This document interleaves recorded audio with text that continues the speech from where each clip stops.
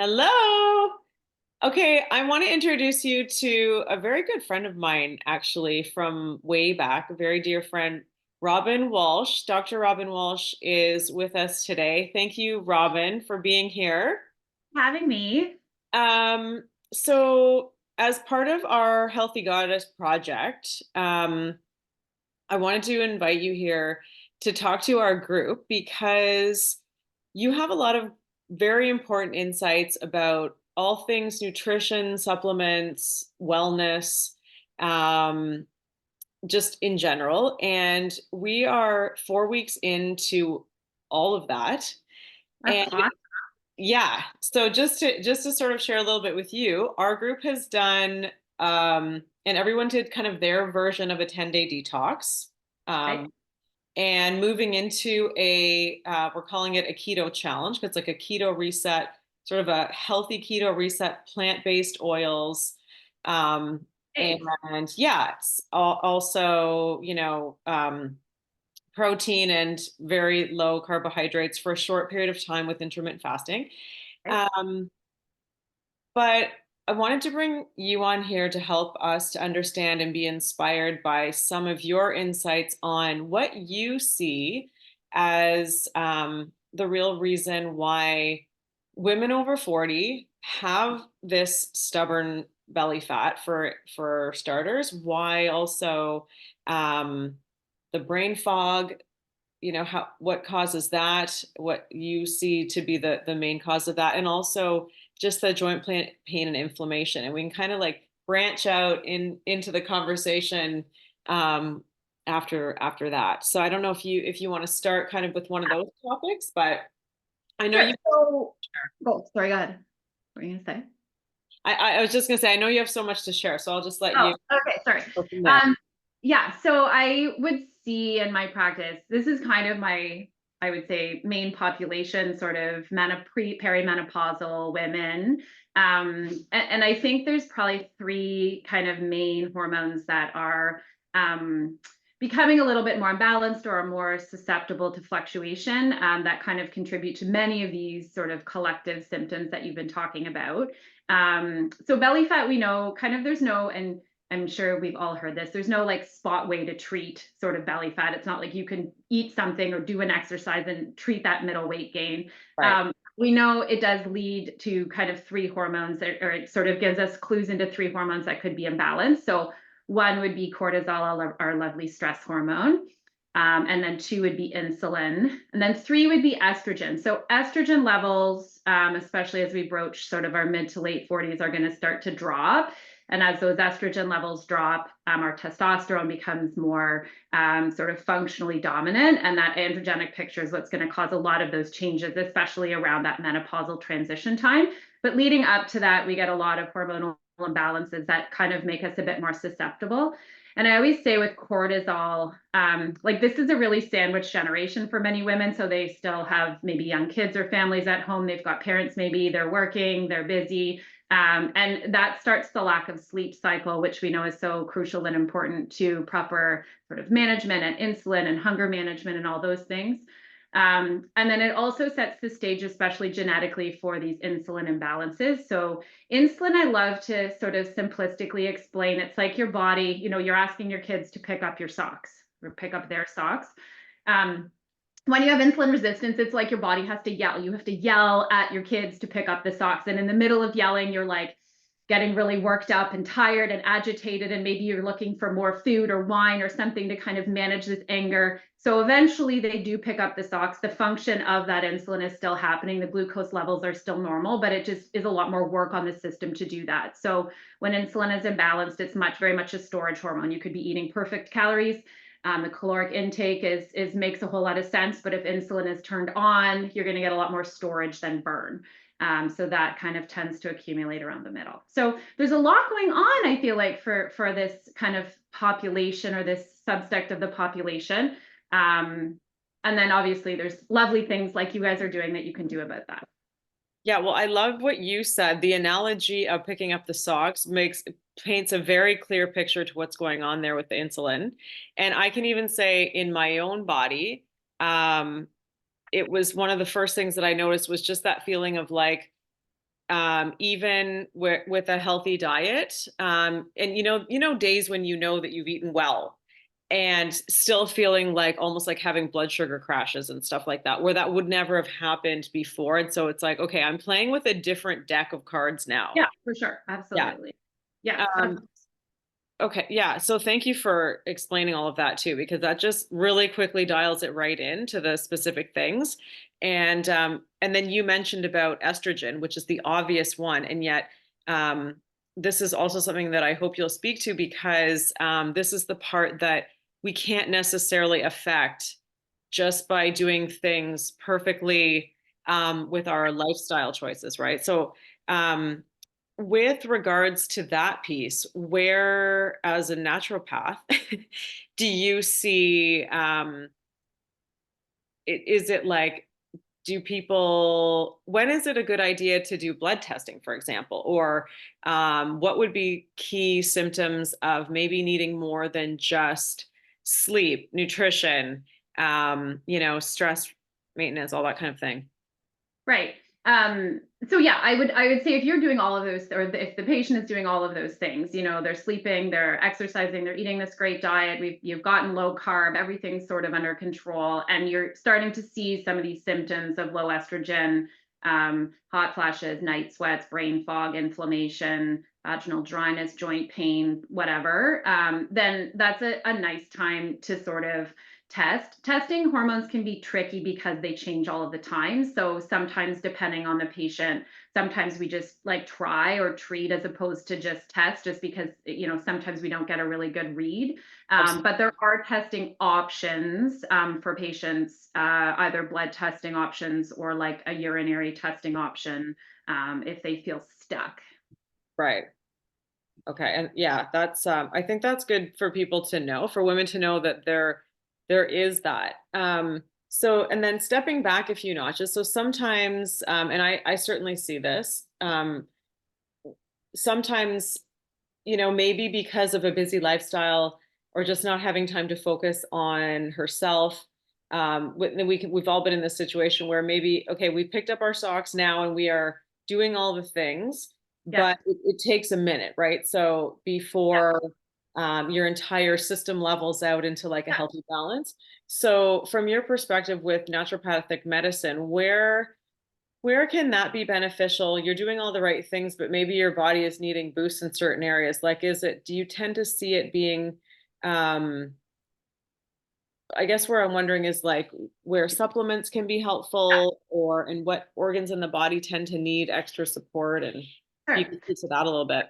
I do a lot of insulin testing because this is another kind of analogy, but diabetes is like the tip of the iceberg, right? So when you go to your doctor and you have high blood sugars, that's going to be the tip of the iceberg. Insulin sort of is the iceberg. So insulin imbalances can happen decades sort of before the blood glucose levels ever come up. So this is the yelling, right? We're yelling to pick up the socks, but those blood sugars, the function of picking up the socks, which are those blood sugars, is still happening.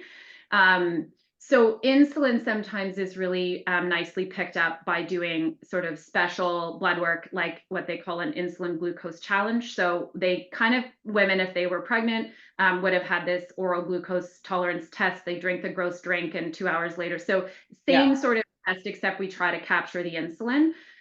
So what happens is the insulin levels are trying to stuff the blood sugars into the cell. So by 2 hour mark, the insulin levels should nicely come down. How elevated that insulin is at 2 hours is going to dictate your level of resistance, how much your body is sort of yelling to pick up these socks.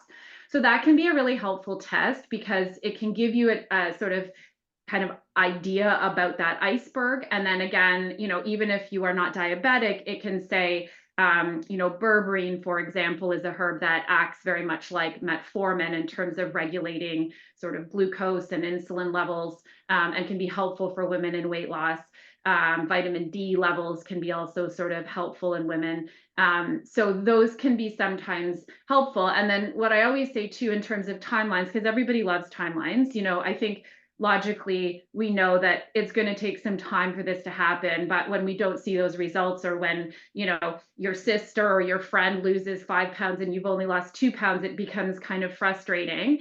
And so depending if you are insulin resistant, you kind of think like these hormones are balancing out before a lot of that weight loss is actually going to happen. So it also gives people a bit of an idea of like how long should I expect to be following a particular plan for me to actually heal my hormones, because what we're doing is using nutrition as almost a drug or a therapeutic tool to rebalance the system. We're not just trying to lose weight with nutrition, right? So you can That's a completely huge reverse point. insulin resistance. Yeah, you can completely reverse it with diet, but it might take some time. So that's sometimes if people are getting stuck or frustrated, that's a really nice test to look into. And you can also do it if anyone's heard of fasting insulin and glucose. You can also do it with that, which is something your doctor would be probably more interested in running. And you can from that run what's called a HOMA-IR score, HOMA-IR. So you can just pull that up and it'll look at your level of insulin resistance. I just do the 2 hour one because that 2 hour one is a little bit more sensitive. So depending on the iceberg, you know, how where it's sort of developing. If you're closer to the tip, you're going to get that fasting insulin, but if you're not, you're going to get more of that 2 hours. So those are kind of two options. Okay, this is so helpful. This is awesome. Thank you, Robin. Speaking of uh what we were talking about, the fasting. Yes, We're talking fasting. about fasting blood glucose, but in terms of intermittent fasting, Yes. what are your feelings on that? So, like, for example, we in the program we are doing intermittent fasting where we're trying to push off a later breakfast um, up to a maximum of 16 hours, but depending how people feel, just like from fasting after dinner kind of thing, Yeah. um, for a focused amount of time in 3 weeks. And of course, and we've had some good questions about this too, about because of course, our metabolism revolves around what we're eating. And so there is that fear of the metabolism going too low if we are fasting for too long. What are your thoughts on that? I think so I think in fasting in general is a really great tool, especially for people that have insulin resistance. So if you and fasting, obviously, we all know the benefits of fasting outside of that. So it's got a lot of longevity and inflammatory benefits and brain health benefits. So I mean, I do think in general it's a good thing. I think probably the biggest downfall with it would be to make sure that you're actually eating properly in your window. So now we have 8 hours in order to get in the nutrients, but also the protein. And so this has been a big shift in like the last 5 years, I would say, right? And the research of like, okay, it was all about losing weight and now it's all about maintaining lean muscle tissue. And like, how do you do two of those things at the same time? So I think that's where people struggle sometimes, is just trying to get that protein intake within that 8 hour window. Um, and I also think just sometimes, like if they don't feel well on it, so if they feel like they feel weak or they feel hungry or they, then maybe that's time to sort of reevaluate it and break it. Sometimes really high cortisol levels and fasting don't always play well in this sandbox. So sometimes, women take a break if they're still cycling. Sometimes the week before their cycle, they don't do as well fasting. So sometimes you can break it for that week. So I don't think you have to not do it, but I do think you just have to be mindful of what you're eating in that window and then how you are feeling when you're fasting. If you feel awesome, it's great for you. If you're feeling like some symptoms or you don't feel great before your period, then maybe you do a little bit of it, but not all the time. Wow, that's perfect. Yeah, that's so helpful also, just because of even the idea of it's not just like attacking it with like one plan. It's like you're really listening to your body as well. Yeah. And I think the idea of really paying more attention to the 8 hour window or whatever the window is when you are eating, and which is what we need to be doing anyways, just like, not just kind of like prioritizing work and everything else and then just Yeah. eating when Sure. you get home and like trying to make up for a whole day, of course, especially if you're pushing off breakfast to a little bit later. That's going to be And a I real see you nightmare. probably see this all the time too, but I see another mistake that people are making where it's like, I'm not hungry all day. Like I don't have to eat until 3, but then people are eating until like 10 o'clock at night, right? And that's Yes. metabolically very challenging, because we know insulin becomes less sensitive as the day goes on. So there was actually really, I always quote this one because I think it's so fascinating, but there's an interesting study where people that eat 3 to 4 hours before bedtime can drive up their hunger hormones for a full 24 hours after the consumption. So if you were to eat like popcorn at night, it's like your hunger hormones are now elevated for 24 hours sort of beyond. So that's the other piece I just always try to encourage people to do is if you're going to have the 8 hour window, like you still want to try to get it in 3 hours, like stop eating 3 hours sort of before you go to bed. Right. Wow, that's also really, really powerful. Just to know the consequences of things, right? And it's almost like there's that whole circadian rhythm to nutrition too. Right. Yeah. Right. Right. And then you're hungry the next day and you don't really know why, but sort of it's And not necessarily, yeah, and then it's just a vicious cycle. You can't do this. But it's really, even sleep, right? I mean, I know you've talked a lot about the benefits of sleep in this, but um like people that sort of even one night of sleep, less than 6 hours a night, is going to really drive up those hunger hormones. So, that's going to also be feeding into all of this in terms of people being able to stick to that plan. right. Wow, I feel like there's a lot of nuggets here Okay, good. I'm that are glad. already so helpful. Yes. What are your what's your specialty? Like, I'm not even sure if I know this now. I know I feel like I really like actually this group. Like, I think just because we're broaching this Yeah, there's like a personal interest. group, right? Yeah. But, as we broach menopause, I just become more fascinated with sort of that change. So I usually would see, yeah, like 35 to 55, 60 sort of year old women. I would say weight loss hormones would be kind of my sort of ideal patient, Yeah. Well, we share that. right? We share that. Yeah, definitely many of my clients are in that situation too. Yeah. And it is exciting because yeah, I mean, these are all self-care things really that we like finally find the time to do when it really matters, right? So, Absolutely. Yeah, yeah. for sure. Oh my Yeah. gosh. Thank you so much. My pleasure. Thanks for having me. If people want to hear more from you, where can they find you? Oh, yeah. So our website is vibrant-living.ca. We're in Waterloo. So yeah, you can just look on our website. We have a bunch of naturopaths and whatever there. Robin has a great, I can just say this too, newsletter. So Yeah, is yeah. there access to that through the website? It should be right on the front page of the website. You can click on it. There's a bunch of like blog posts on our website and stuff as well. Our Facebook post is pretty active, or Instagram with different like tips and recipes and whatever too. So yeah, all of that's on there. I think our Facebook is Vibrant Living Waterloo, actually, though not our website. So Okay. Thank you so you're much. welcome. Okay, My pleasure. we'll talk again soon. Sounds good. See ya.